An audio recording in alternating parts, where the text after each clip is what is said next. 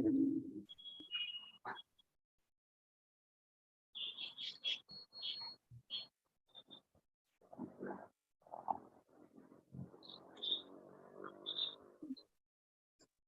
and welcome to this very special election day broadcast with ThePrint. The results for the Karnataka elections is going to be announced today. The counting is already on. We have had 4 rounds of counting so far. And as per the initial trends coming in, as according to the Election Commission website, the Congress is leading in 112 seats. So almost there at the halfway mark, which is 112. To get majority, they have to get 113. The BJP is at 74. The JDS is at... That's where, after 4 rounds of counting, that's what the initial trends show us. For this broadcast, we have our political editor, DK Singh, joining us. Thank you. Good morning, DK. Thank you for joining us. We have Sharan, Poovanna, our correspondent in Bengaluru, who is going to be getting us details from the ground and has traveled extensively across the state in the run to the polls. And in the studio with us, we have our senior political journalist, Shanker Arnimesh. Sharan, I'd like to come to you first. So the polls are already out in the Congress office in Delhi. What is the sense that you're getting on the ground? What's the mood on the ground in both camps? In Karnataka, it's very early trends. But yeah, the Congress sees the leads, the constituencies they're leading in as a sign of a big majority they're coming their way. But yeah, it's a little muted. Most of the winning MLAs have been asked to make their way to Bangalore as soon as they get their results. So yeah, the Congress is a little upbeat, but the BJP has still not given up, saying, these are very early trends and only post 2 o'clock will the actual trends come in. So Bangalore seems a little muted as of now, but I'm sure, everyone have their mithais and their crackers all, safely kept and probably, waiting for it to come out soon. DK, you were in Karnataka, you made 2 visits there. Is this trend? Okay, again, we'd like to remind our viewers, this is just after 4 rounds of counting. There are many more rounds of counting to go. The numbers will and may change. But is this a trend that you had anticipated when you were visiting the state, DK? Yes, look at the BJP's campaign also. It wavered. Initially, until about a month before the elections, they were focusing on Hindutva. Then they came to social engineering, and you saw the Bombay government about 1.5 months before that, Bombay government coming up with those reservation quotas rejig. Then again, in the last leg of the campaign, you saw them going back to Hindutva. Now, the BJP. The BJP has a very compact strategy usually. What they want to raise, how do they want to go about. This time, that was lacking. It was total incoherence here in the party's strategy. It was very clear from the beginning. On the ground also, at least I was traveling in South Karnataka, you guys were there in other parts, but then it was very clear that Hindutva, nationalism, that narrative was not really working. So even if you have initial trends right now, one thing is very clear, that the BJP has lost. Who will form the government? We'll still wait and watch. But the BJP losing is almost clear now. And you saw Amit Shah's interview to Times of India a few days before the elections, where he says, I know the pulse of Karnataka. We will definitely get at least 15 more than the majority figure, 128. Obviously, the results have not come to the BJP's expectations. It's far below that expectation. Shankar, ये जो strategy DK बता रहे थे कि compact strategy इस बार नहीं था BJP का, क्यों ऐसा क्यों है? क्या ऐसी प्रॉब्लम थी जिसके वजह से बीजेपी को अपनी स्ट्रैटेजी ऐसे चेंज करना पड़ा? देखिए, शायद इसमें बहुत सारी कर्नाटक में बहुत सारी फॉल्ट लाइन थी बीजेपी की, unlike other state.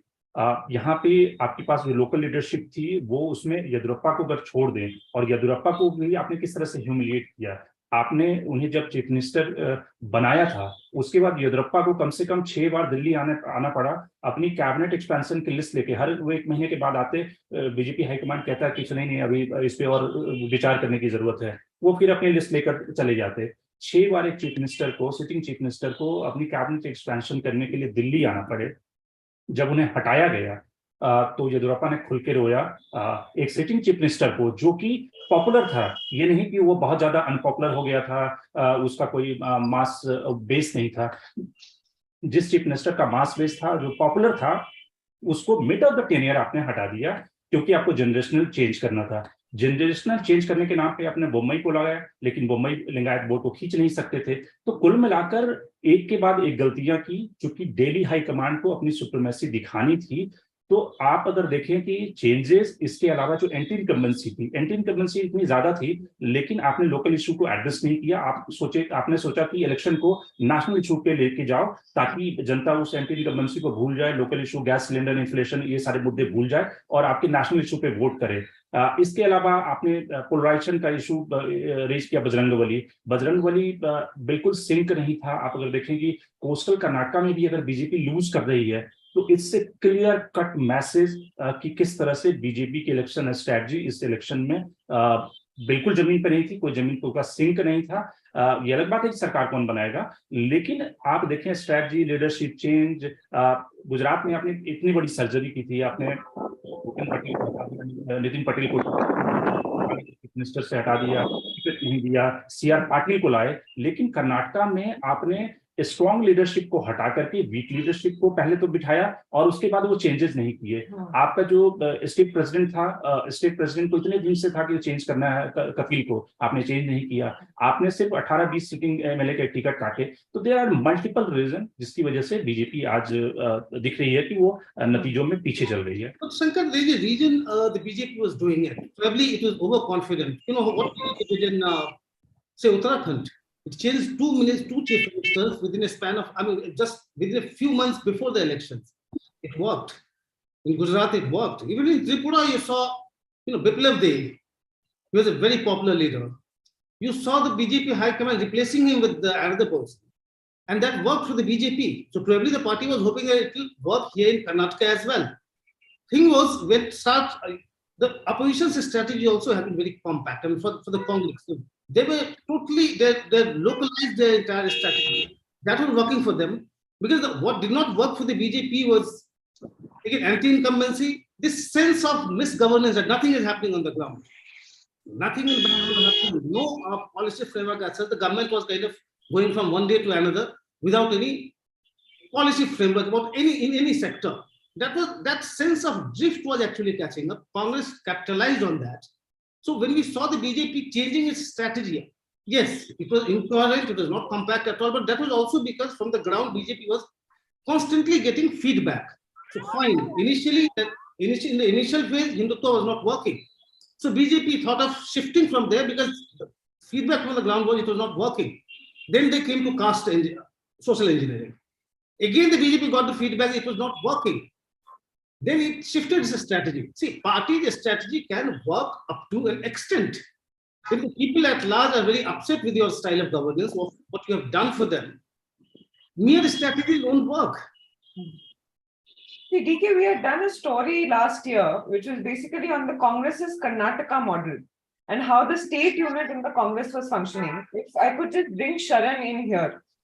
Sharan, we have seen that many times in the past, especially when it comes to state elections, the Congress does not build state level leadership. And when it does, the state level leadership is not given enough power. There's a lot of remote control work that happens from Delhi.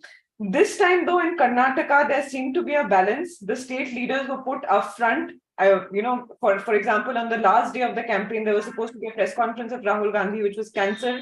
And instead, it was said that the state leaders are going to be in the forefront. So, in terms of the Congress's strategy and how it worked in Karnataka over the last 2 years, any insights that you can give us? How did they keep the pressure on the BJP, which was the ruling government there? Now, if you look historically, Karnataka has also had the same level of influence with the central leadership over it. Like, when Indira Gandhi was there, you saw a lot of juggling of state leaders that led to resentment and everything. But since 2013, when the Congress was down to a minimal number of power, in various states, that's when, you had chief ministers like Siddaramaiah who became sort of like local chieftains. They sort of started calling the shots. And then in 2019, after the 2018 results, when they had to ally with the JDS, this was again a call that the Congress in the state made. It was Siddaramaiah who went to Deve Gowda's house. It was him who tried to stitch up that alliance. So he took leadership there. Of course, Deve Gowda also spoke with Sonia Gandhi when Rahul Gandhi was the president of the National Congress. So the chief ministers here have started to take a lot more leadership roles and trying to give the actual picture to the central leadership. Now, when this happens, now the central leadership has also put in some confidence in its state leadership. The state leadership have been very actively involved in whether it's the manifesto or, promising welfare, programs in its manifesto. So all of these things have resonated. And this is, if you look at it, it's the exact opposite with the BJP. In 2008, there was a time when Yediyurappa really called the shots for the BJP, irrespective of what the central leadership said. But now that's completely changed. All Bommai had followed was, whatever instructions came from Delhi is what he followed on ground here. But the Congress tried to localize the elections and were very successful in trying to keep even their central leadership talk only about state-specific issues and not, issues that are, important perhaps for the 2024, Lok Sabha elections. So in a sense, the state leadership has done well in order to, they've stepped up in order to tell the central leadership to keep all issues very local and issues that resonate with the people. Now, the BJP has also, put out many of these Hindutva and other narratives forward and then had to fall back on caste. But the Congress, yes, they did focus on the Lingayats for a bit, but as an analyst earlier pointed out on our live, that they focused on something that's very welfare. Now, this welfare came from, Siddaramaya's Bhagya line of schemes, where you would give rice, then there was money promised, then there was ways to deal, allow people to deal with unemployment. So all of this welfarist measures and everything is a lot how the state leadership stepped up and then, have given instructions to the center on how they should conduct these elections, and credit to the national leadership for actually towing that line as well. Sharan, I know it's early, but any pattern that you're seeing in the regional voting, like we were discussing the Lingayat issue, the Congress also a lot of social engineering put into the SC vote bank. Any kind of pattern you're seeing? Of course, it's early and the numbers are just coming in, but anything you can tell us on that front? And if there are some questions that our viewers are asking, Ishadrita, you can take up those questions also. Yes, Sharan, please go ahead. Yeah, so the early patterns we see looks like, a lot of the SC votes have consolidated behind the Congress. Now, this is probably because, the class and caste debate. Now, in Karnataka, you can't find a very big difference between class and caste. Now, the poorer lot, most exit polls also attributed this, that the poorer lot actually came out in larger numbers to vote, and they have actually probably voted for the Congress, is the indication we get. And as far as the Lingayats are concerned, we don't know yet. Now, according to Lingayat, lobbyists and Lingayats, Lingayat leaders, about 15 to 20% of the votes may have gone to the Congress. Now, only after final results will we know the actual trends, whether Lingayats were able to mobilize enough to go against the BJP, or if it was a very constituency, based strategy that they've adopted. But it's very, very early for us to say. But perhaps by the end of the day, we'll know clearly as to which community or caste group stands with which party and why. Okay, so there's a question from one of our viewers, Ash, and if all three of you can actually weigh in on it. He's asking, can you guys list some of the seat results that were most shocking and for which party? Again, Ash, I'd like to remind you, initial trends, we just have, like after 4 rounds of counting, that's the numbers we have right now. And so far, I heard that incumbent ministers were losing their poll seats. Is that true? So the second first part of the question, if we can take first, incumbent ministers lose seats, Shanker? 8 minister are trailing, and जिसमें कि मुरुगेश निरानी के अलावा सुधाकर, जिन्होंने Covid के दौरान बहुत अच्छा काम किया था, तो ये सारे मिनिस्टर इनिशियल ट्रेंड में ट्रेल कर रहे हैं. तो ऑल्सो शो कि अगर आपके टॉप जो मिनिस्टर हैं, हैवी मिनिस्टर हैं, वो अगर लूज कर रहे हैं, तो एक तरह से इलेक्शन का पल्स समझ में आ जाता है. But let me put a caveat here. Only 4 rounds of counting have happened out of approximately 18 rounds. It's too early to talk about this. I would just like to add to that, because some of these not necessarily ministers, but some of these candidates are known never to trail. They start off all guns blazing and go all the way home with those numbers. But this time we're seeing a little up and down, trailing, and them having to come out and say that, yeah, it's too early, wait. Otherwise, by now, a lot of them would have actually declared results, saying, we've won by X number of votes. Which are these seats, Sharan, and which are these candidates, if you could tell our viewers, where there is a bit of an anomaly to what usually happens? It's again very early trends, but the seats that people are really watching out for are Kumaraswamy's seat in Chanpatna. Then you have his son Nikhil Kumaraswamy in the adjoining Ramnagara constituency. Then you have B.S. Yediyurappa's son. Vijendra in Shikaripura. Then you have the chief minister, of course, in Shiggaon. Then you have the few turncoats recently, the turncoats like Jagdish Shettar in Saudi. But nothing is clear as of now. But one thing I can tell you from ground reports that you, DK Singh and Shanker and everyone, that I don't think we met any candidate who was so sure of winning. All they said was we're not taking it lightly and it's a difficult fight. So we've not heard those positive vibes that we heard say perhaps in 2018 that we will win this time. It's they've made such larger statements, but no one's really come on record to say that we'll win by so much and not off the record conversations. No one's really sounded that confident. Okay, so we have another member of ours, Aditya, and like either of you can take the question. What are the chances of BJP and JDS allying again, depending on what the numbers turn out to be? Well, of course, because the initial trends for this suggest if Congress comes anywhere below 110, all the chances, if BJP is somewhere around 80, if the JDS somewhere around 30, you're going to see a big tussle here between the two sides. Sharan would have to stand outside resorts for the next 3 days. Yeah. Next question is again from Aditya, who's asking, will there be any change in the BJP Central leadership, Shankar, if BJP fails to form government in Karnataka? So are any heads going to roll in the central leadership? I don't think so. The central leadership में आपने देखा झारखंड आपने चुनाव हारे, दिल्ली आप चुनाव हारे. Central leadership में कोई चेंज कैसे होगा? सेंट्रल लीडरशिप मोदी और शाह के अलावा सेंट्रल लीडरशिप में कोई है नहीं, तो मोदी शाह तो रहेंगे ही. तो किसको हटाएंगे? No, but issue there is if JP Nadda loses on his home turf, nothing happens to him. So who would you punish for Karnataka results? Yes, some people may be pointing fingers at BL Santosh. The point is, it was not just about BL Santosh. You also had Yadurappa in play.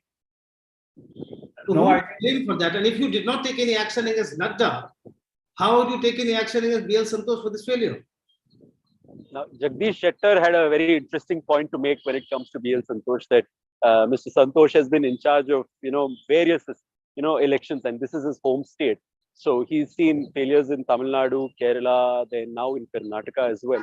So he really believes that BL Santosh should be held accountable for his actions, especially sidelining, or rather appearing to sideline the Lingayat leadership in Karnataka. So he is very clear as to who should take the blame.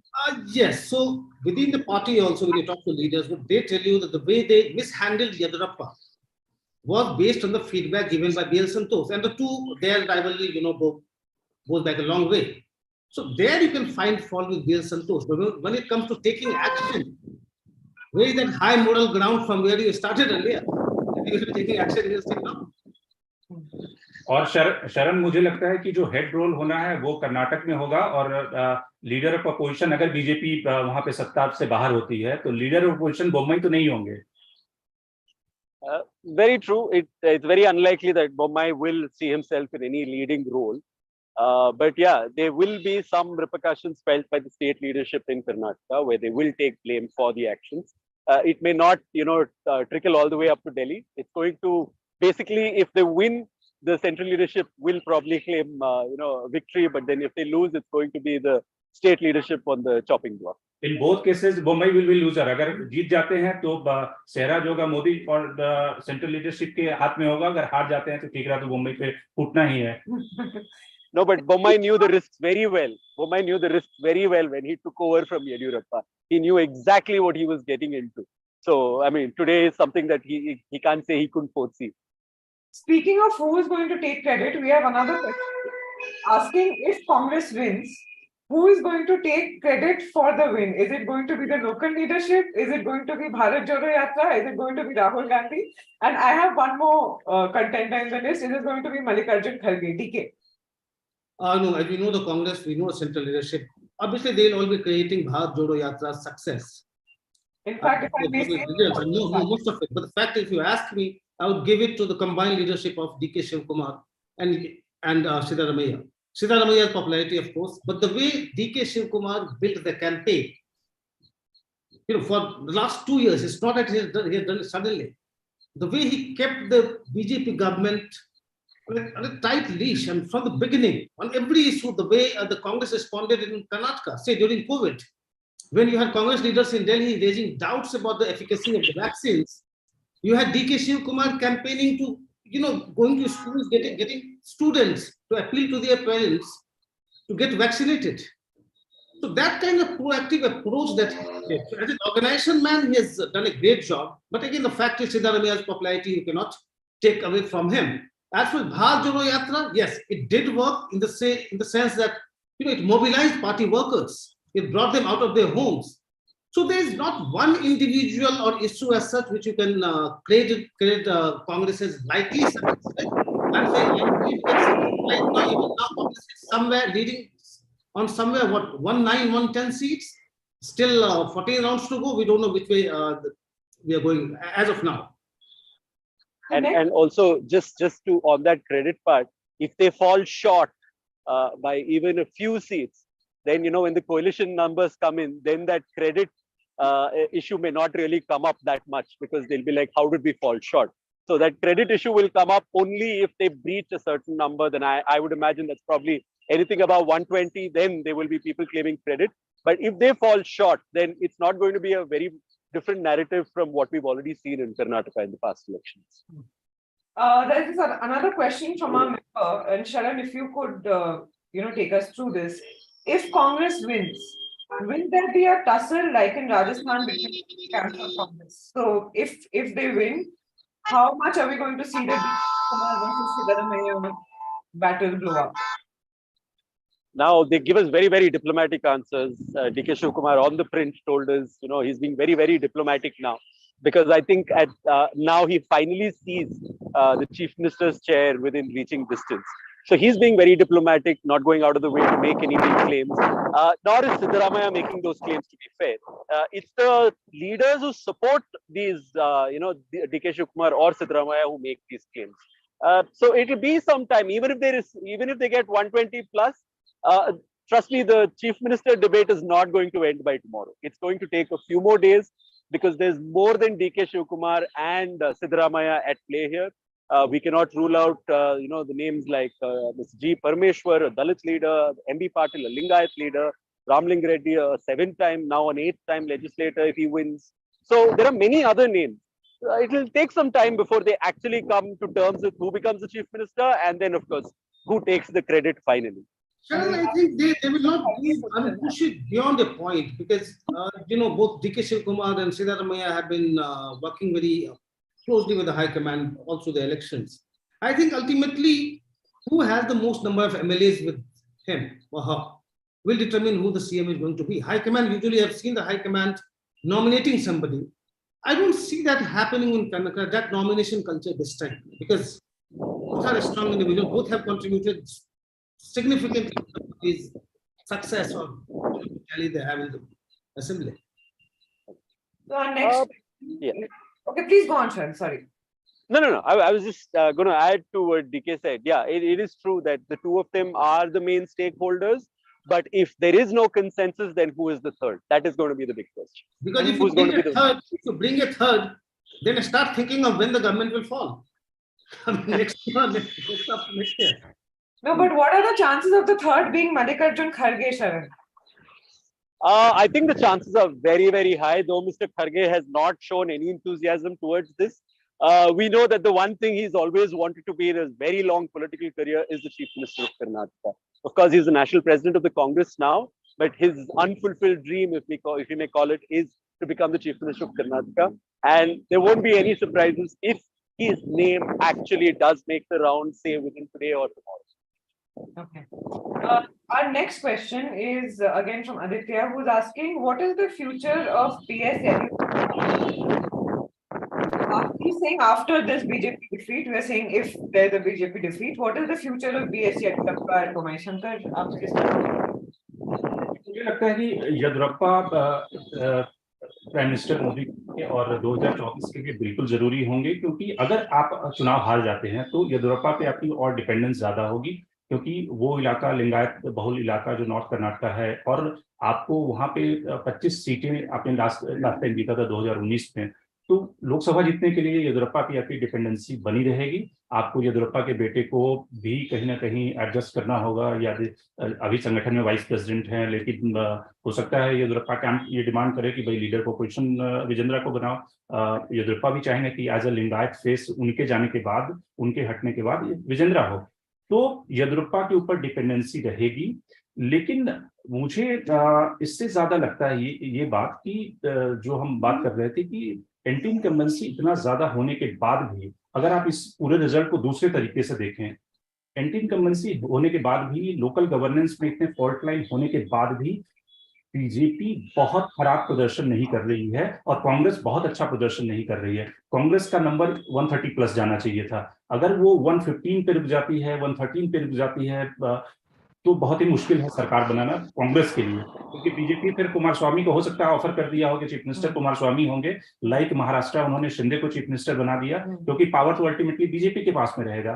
तो अगर anti incumbency, local governance के इतने fault line थे, उसके बाद भी अगर कांग्रेस 130 नहीं जाती है, 125 प्लस 120 प्लस नहीं जाती है, और बीजेपी अगर 80 पे रहती, क्योंकि बीजेपी का जो इनिशियल सर्वे था वो 55 सीटों का था, 50 सीटों का था, तो 50 से अगर वो 80 पे पहुंच रही है बीजेपी, तो बीजेपी ने काफी मेकअप किया है अपने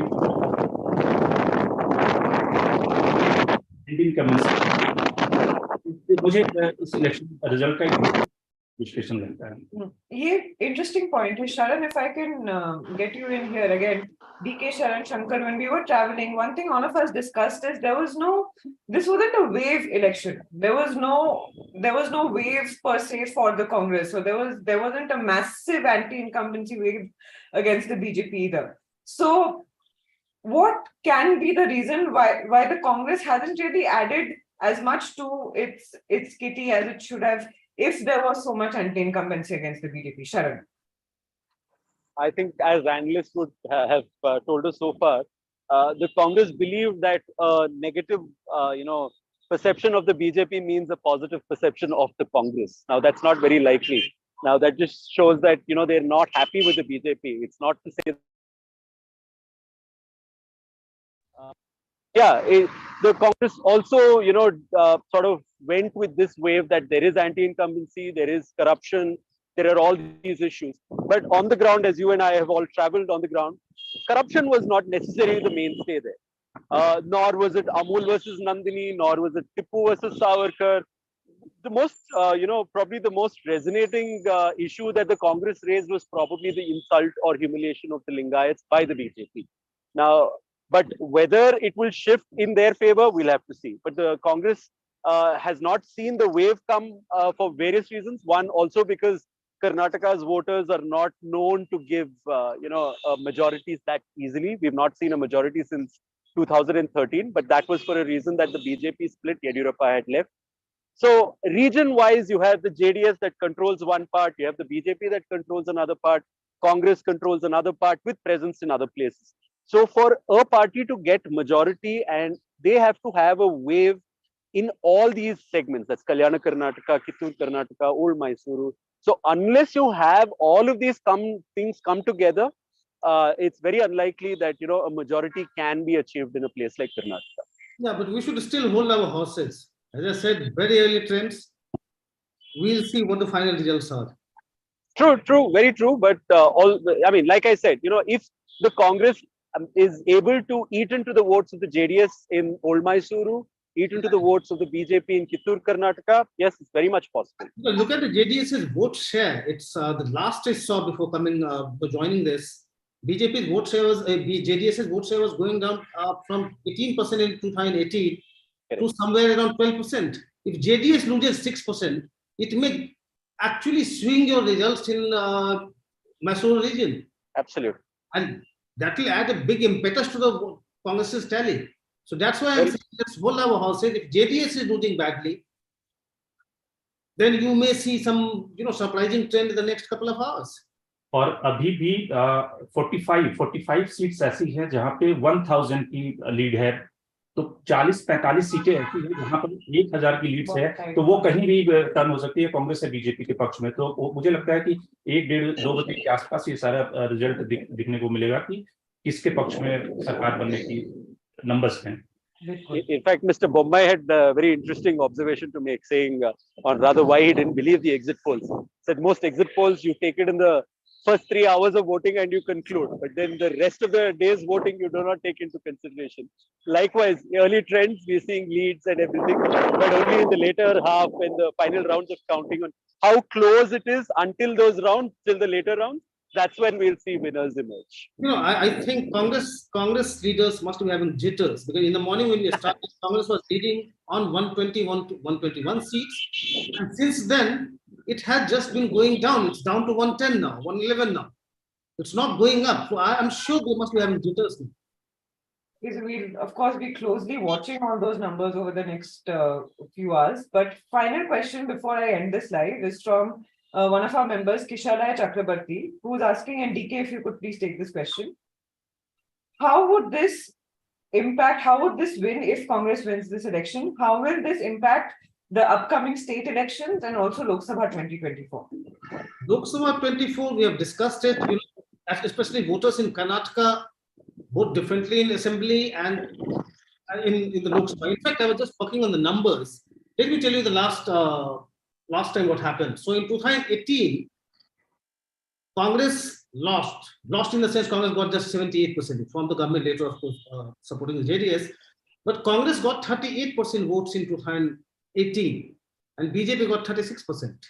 Look at the 2019 Lok Sabha result. BJP got 51.74% votes, almost an increase of 16 percentage point in 1 year. Congress did not lose much. Congress's vote share came down from 38 to 32%. But look at the way BJP's votes swung. I'm going back to 2014 because I was just looking at those figures. Now in 2013, of course, Yadurappa had quit the BJP. He had formed his own party, so BJP's vote share had come down to about 20%. And Yadurappa's vote, if you add, because Yadurappa's party got about 10%, together they could have got 30%. Let's treat it at that chunk. So 30% BJP united in 2013, which it was not, but let's treat it at 30%. What happens in 2013? You have 30%. 2014 Lok Sabha, BJP's vote share goes up to 43% and increased by 13 percentage point. Not that Congress's vote share also went up from about 36% in 2013, 36% to 41% in the 2014 Lok Sabha. Not much of a 5% vote swing, of course. But look at the way Modi gets votes from there. The kind of votes BJP gets, 13%, 16% increase. And I'm not even saying it just because of Modi. Again, go back when Modi was not there. 2008 assembly election, BJP gets 34% votes. In 2008, in 2009 Lok Sabha election, which was won by the UPA, BJP's vote share goes up from 34% to 41.5%. Again, a difference of about 8 percentage points, over 8 percentage points. So this has been a trend in Karnataka. And the other day we were discussing with the Professor James Manner and Sharan there. He is an expert on Karnataka, in fact. Now he was pointing out, look, in 1984, the Congress swept Karnataka in the Lok Sabha election. Then Ramakrishna Hegde goes for snap polls and then wins the election. In the assembly, people voted very differently. So I don't really see much of the impact that you witnessed now getting reflected in 2024 election, going by the trend in the past. As for the assembly election, yes, it will be a setback for the BJP in the sense, when you go to Telangana, if BJP had won Karnataka, that would have given the BJP some kind of momentum, and you would suddenly see leaders from different parties flocking to the BJP in Telangana, that this party has got the momentum, this may win. Now what will happen if you lose Karnataka? You won't really see that kind of defection from other parties, and it actually demoralizes your workers there. So BJP's southern march will be affected by this result if the BJP loses that badly. All right. Thank you so much, DK. Thanks, Sharan. Thank you, Shanker, for joining us on this live. Now, as we have said over and over again throughout this broadcast, that all the results are now at a very nascent stage. It's only 4 rounds of counting. And there are 45 seats, as Shanker said, where the margin is very, very close. So we will be keeping a keen eye on all of these developments over the next few hours. And hopefully when we join you for our next live, we'll have a more clearer result. But please do keep watching our website for all those updates. Thanks for watching.